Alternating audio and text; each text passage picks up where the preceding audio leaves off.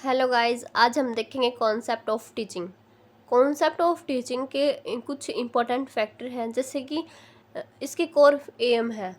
तो core aim क्या है? Effective teaching leads directly to effective learning. Effective teaching leads directly to effective learning. अगर हम teaching student को अच्छे से देंगे तो जो लर्निंग होगी उसका आउटपुट आएगा वो भी हमारा अच्छा ही आएगा। जैसे कि कोई टीचर है, वो स्टूडेंट को बहुत अंडरस्टैंडिंग के साथ समझा रहा है, बहुत अच्छे से उसको चीज़ें प्रोवाइड करवा रहा है, तो उसकी जो लर्निंग होगी, अंडरस्टैंडिंग पावर होगी, वो भी उसकी अच्छी डेवलप होगी। साथ के साथ जो टीचर होते हैं वो हमें ये भी प्रोवाइड करते हैं अपना बिहेवियर को अच्छा करना और अपनी लर्निंग स्टाइल को चेंज करना, तो वो ऐसे भी हमारे लिए हेल्पफुल होते हैं। रोल ऑफ टीचर क्या है हमारा? देखो टीचर का इस चीज़ में क्या रोल होता है। Teacher act has a knowledge facilitator. Teacher इसमें नॉलेज प्रोवाइड कराता है स्टूडेंट को। National progress and human resources, इसके अंदर नेशनल प्रोग्रेस प्रोवाइड होती है हमें, मतलब कि नेशन की डेवलपमेंट होती है, एंड ह्यूमन रिसोर्सेज, जैसे कि a nation growth depend on how well it's human resources.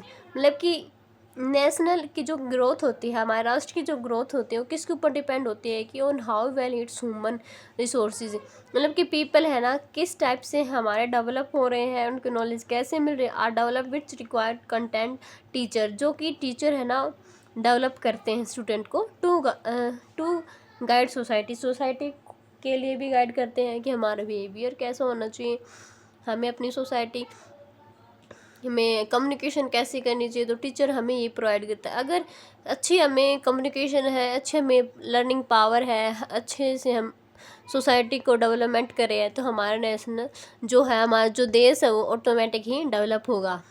Okay, अब हम देखेंगे टीचिंग एप्टीट्यूड असेसमेंट। मतलब इसका मतलब क्या होता है? शिक्षण योग्यता जांचना। इवेलुएट एक कैंडिडेट क्वालिफिकेशन, हम कोई कैंडिडेट है उसकी क्वालिफिकेशन को देखेंगे। Intelligence, attitude and skill set to determine if they are fit for the teaching profession. हम उसकी स्किल देखेंगे, क्वालिफिकेशन देखेंगे, उसकी स्किल्स देखेंगे, एटीट्यूड देखेंगे। अगर वो हम डिटरमाइन करते हैं और वो फिट रहा टीचिंग प्रोफेशंस के लिए, तो उसकी टीचिंग एप्टीट्यूड हमें देखना ज़रूरी होता है। ऐसा नहीं है कि उसकी नॉलेज अच्छी नहीं है फिर भी हमें उसमें सेट कर लिया प्रोफेशन के लिए, तो ये बिल्कुल भी सही नहीं होगा। Basic definition of teaching. Teaching की कुछ बेसिक डेफिनेशंस हैं, वो देख लीजिए। Teaching is not random. Teaching एक रैंडम नहीं है। It is planned activity aimed at directly and managing the learning process systematically. Teaching random नहीं है। टीचिंग ऐसे नहीं है कि मैंने आज सोचा है कुछ भी नहीं कि मैं कुछ नहीं पढ़ाऊँगी और मैं सीधा आकर यहाँ पे पढ़ाने लगी, तो ऐसा बिल्कुल नहीं। टीचिंग क्या होता है कि पहले प्लान की जाती है कि आज मुझे ये पढ़ाना है, आज मुझे ये कवर करना है, फिर मुझे अगला क्या टॉपिक कवर करना है, ये हम पहले सोच लेते हैं। तो टीचिंग ऐसा नहीं है कि हम खुद कहीं पर भी जाके कैसे भी पढ़ा रहे हैं, तो ये कोई अच्छी टीचिंग नहीं है। And managing the learning process systematically, और लर्निंग प्रोसेस है उसको हम मैनेज करते हैं सिस्टमेटिकली। ओके, फिर हम देखते हैं रिलेटिवली परमानेंट चेंज। अब इसके अंदर क्या होता है? Teaching provide experience that create long term. Teaching एक एक्सपीरियंस प्रोवाइड होता है जो कि लॉन्ग टर्म में क्रिएट होता है। Lasting change in student behaviour and understanding. ये क्या होता है कि स्टूडेंट की जो बिहेवियर है और जो अंडरस्टैंडिंग है ना, उसको बिल्कुल चेंज करता है और लॉन्ग टर्म तक ये होता है। अब ये भी सबसे इम्पोर्टेंट है कि art and science of teaching. Teaching एक आर्ट भी है और एक साइंस है। कैसे है ये? बहुत बार मैंने देखा है कि teaching is art and science. तो टीचिंग कंबाइंस प्रैक्टिकल एक्सपीरियंस। जैसे कि हम मान लो जो साइंस के स्टूडेंट होते हैं, या फिर जो और भी बायोलॉजी है, या फिर जोग्राफी वगैरह, ये भी है। तो इसमें के अंदर क्या होता है? Teaching combines practical experience. तो उसके अंदर प्रैक्टिकल एक्सपीरियंस भी होता है, एक्सपर्ट स्किल्स, और उसके अंदर स्किल्स भी होती हैं। जैसे केमिस्ट्री हो गई, उसके अंदर हमें करके दिखाना पड़ता है, उसके अंदर हमारी स्किल्स भी होती हैं। फिजिक्स है एंड साइंटिफिक प्रिंसिपल, और साइंटिफिक प्रिंसिपल भी है to set up a proper environment for learning, जिसके लिए हमें इन्वायरमेंट को सेटअप करना पड़ता है। और एक आर्ट भी है। आर्ट कैसी है, जैसे कि मान लीजिए कोई टीचर है, उसको बच्चे को कैसे पढ़ाना है। अगर वीक बच्चा होगा तो वो कैसे पढ़ेगा, जो इंटेलिजेंट बच्चा है उसको कैसे पढ़ाना होगा, टीचर को ये सब पता होता है। Okay,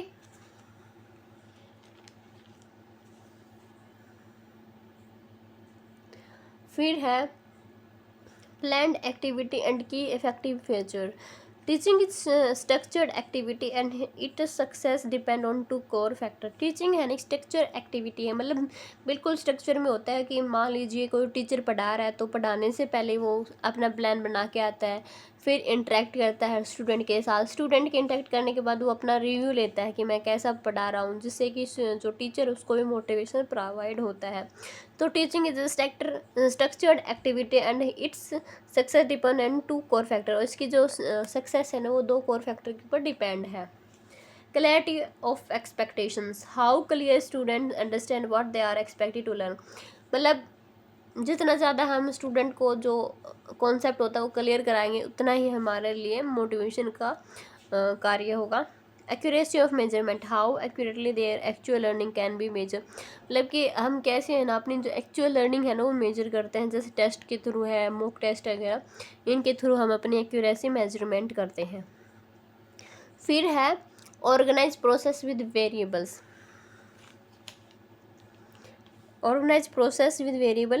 Teaching brings together to learn the teachers and other variables, curriculum, environment, learning aids in organized systematic way to achieve predetermined learning goals. देखो इसके अंदर क्या कह रहा है कि organized process with variables, हमें प्रोसेस को ऑर्गेनाइज करना है कुछ वेरिएबल्स के साथ में। Teaching brings together the learners, teaching है ना लर्नर के साथ में आती है, मतलब टीचर और लर्नर होता है इसमें, the teacher and other variable, लेकिन उसके साथ कुछ अदर वेरिएबल होते हैं। करिकुलम, करिकुलम क्या होता है, जैसे मेरा मान लीजिए मेरा एम है कि मैं नेट क्वालिफाई करूं, तो इस नेट क्वालिफाई करने के बीच में और अब की जो मेरी तैयारी है उसको लेकर के मेरा क्या पाथ है, क्या इन्वायरमेंट है, इन्वायरमेंट, लर्निंग एड्स इसके अंदर ये भी आती है।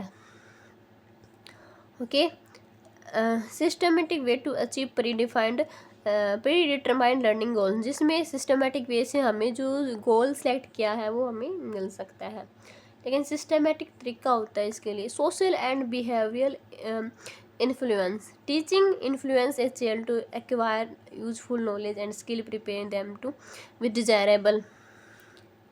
क्या कह रहा है कि टीचिंग है ना वो इन्फ्लुएंस करता है कि बच्चे को मोटिवेट करता है, बच्चे को एक यूज़फुल नॉलेज लेने को, स्किल लेने को, जिससे कि ये प्रिपेयर करता है एक डिजायर बिहेवियर को, needy to live harmoniously in society, जिससे कि वो सोसाइटी में अच्छे से रह सके। Behaviour needy to live harmonial in society, मतलब वो सोसाइटी में एक ऐसी स्किल्स डेवलप कर ले या फिर नॉलेज डेवलप कर ले जिससे कि उसके लिए यूज़फुल हो, तो उसमें सोसाइटी के लिए भी वो अच्छा होता है और वो भी खुद भी बच्चा है ना अच्छा फील करता है। टीचिंग मॉडल्स, टीचिंग मॉडल से पहले हमें देखना होगा कुछ और कॉन्सेप्ट हैं, टीचिंग कॉन्सेप्ट हैं जो कि आजकल बहुत फेमस है और बहुत ज़्यादा पूछे जाते हैं। तो ये जो मैंने बताए हैं ये सिर्फ KVS मदन की बुक में है, जो मैंने खुद ने सर्च करके या फिर कहीं से पढ़े हैं वो मैं आपको अब बता रही हूँ। ये मैंने तब पढ़ा था, तब मुझे कुछ नहीं पता था कि मैं टीचिंग एप्टीट्यूड को कहाँ से शुरू करूँ, कहाँ से नहीं शुरू करूँ, तो तब मुझे लगा कि जहाँ से शुरू करना जल्दी करो, पीछे मत हटो, तो तब की ये है। तो टीचिंग क्या है, इम्पार्ट नॉलेज और स्किल, मतलब कि हम नॉलेज और स्किल देते हैं, गिव इंस्ट्रक्शंस और लेसन्स, हम कुछ मतलब शिक्षा देते हैं, लेसन देते हैं, और मतलब आज्ञा नहीं कह सकते हम, मतलब कुछ सुझाव देते हैं। इंस्टिल एंड इंस्पायर विद, जिससे कि है ना स्थापित या फिर कुछ इंस्पायर करते हैं। By analysing this meaning we can say that teaching is activity that facilitated learning, एक टीचिंग है ना एक एक्टिविटी है जो कि है ना लर्निंग हमें देती है, लर्निंग प्रोवाइड कराती है। अब देखो teaching as art, teaching art कैसे है? Teaching can be perform with such skill and grace so that both teachers as well as learner experience the whole process aesthetically. क्या है? Teaching can be perform with such skills. Teaching है ना, perform करता है अपनी skill को, and grace so that both teacher as well as learner experience the whole process aesthetically. मतलब इन दोनों के बीच में है ना एक्सपीरियंस शेयर होता है और ये सीखते हैं उस प्रोसेस के दौरान। Teacher activity are dynamic. Teacher की एक्टिविटी डायनामिक है क्योंकि हर टीचर सेम नहीं होते। मैथ का टीचर अलग है, वो दूसरे तरीके से पढ़ाएगा, और दूसरे मैथ का टीचर है वो दूसरे तरीके से पढ़ाएगा। They are influence by variables qualities, जिसके अंदर है ना अलग अलग वेरिएबल्स होते हैं, वेरियस क्वालिटीज़ होती हैं। कोई मैथ के कॉन्सेप्ट अच्छे करवा रहा है, कोई क्वेश्चन अच्छे समझा रहा है, कोई फॉर्मूला बता रहा है डीपली, तो अलग अलग कॉन्सेप्ट होते हैं, क्वालिटीज़ होती हैं। And continuous and change accordingly, मतलब कि हालात के अकॉर्डिंग वो अपनी बिहेवियर को चेंज करते रहते हैं। They are not perform in strict routine and regions, मतलब ये मतलब ऐसा नहीं है कि मतलब वो स्ट्रिक्ट रूटीन्स फॉलो करते हैं, अपने बिहेवियर को चेंज करते रहते हैं। We can say that teaching can be considered as art. इसमें हम कह सकते हैं कि टीचिंग है ना एक आर्ट है, क्योंकि every individual teacher teach according to her aptitude. हर टीचर अपनी कौशलता के अनुसार, एबिलिटी और पर्सनैलिटी एंड नॉलेज के अकॉर्डिंग वो पढ़ाता है। तो टीचिंग एक आर्ट है।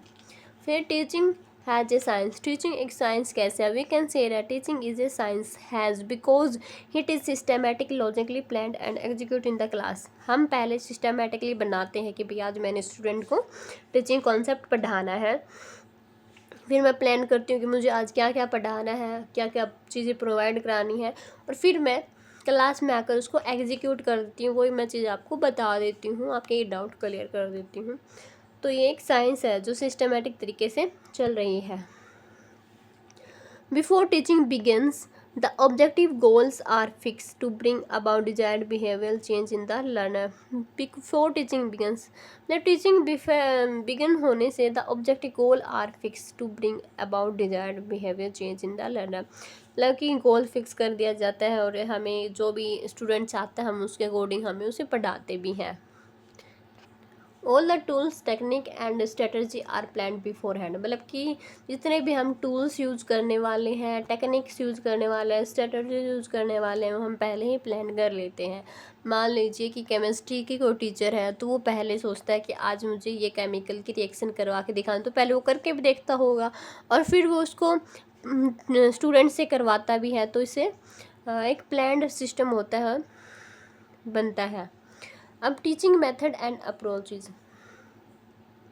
टीचिंग मेथड एंड अप्रोचेज क्या है? There are many method use by teachers depending on the level of class, curriculum, interest of learners, availability of resources.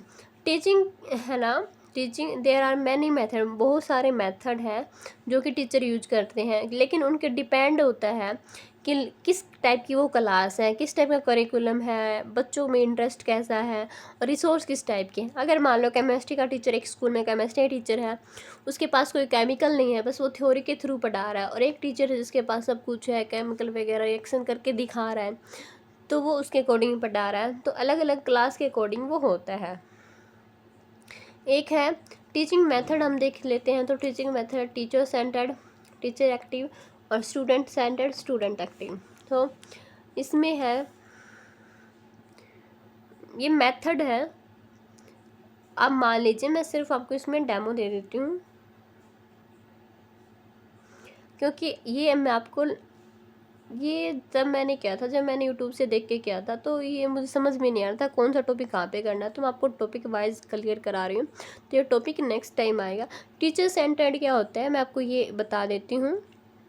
जिस लर्निंग में टीचर का ज़्यादा रोल होता है वो टीचर सेंटर्ड है। जैसे कि लेक्चर मेथड हो गया, जिसमें जो स्टूडेंट है वो लेक्चर सुनता है और जो टीचर है वो लेक्चर देता है। इसमें जो टीचर है ज़्यादा एक्टिव होता है। स्टूडेंट सेंटर, जैसे कि हम पीएचडी की पढ़ाई करते हैं, उसमें टीचर सिर्फ एक गाइड का रोल होता है उसमें, और सब कुछ जो रिसर्च वगैरह करनी होती है ना वो टीचर नहीं करता, वो स्टूडेंट करता है। ओके, तो मैं यहाँ पे ही अपनी क्लास को ख़त्म करती हूँ। अगर आपको अच्छा लगा तो लाइक, सब्सक्राइब और शेयर ज़रूर करें। Thank you.